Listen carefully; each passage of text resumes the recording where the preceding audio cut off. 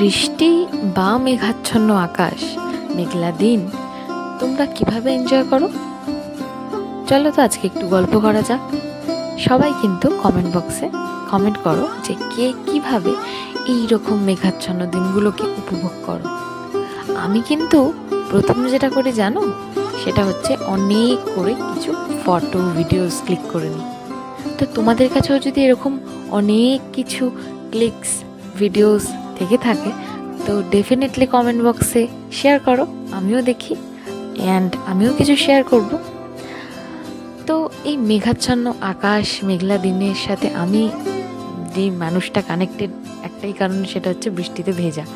ভাই, আমার বৃষ্টিতে ভিজতে দারুণ মজা হয়, আমি খুব আনন্দ করি।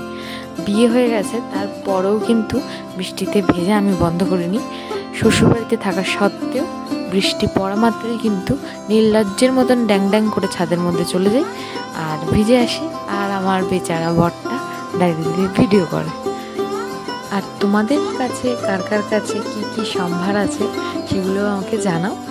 আমি কিন্তু কমেন্ট সেকশানে নাম্বার দেবো, পয়েন্টস দেবো, কার পিকচার কত ভালো, একটা খেলাই হয়ে যাক।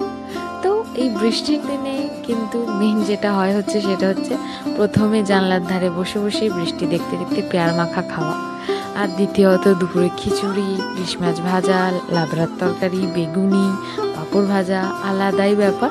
আর রাতে তো পকোড়া, আর তার সাথে আমার ফেভারিট দুধ চা।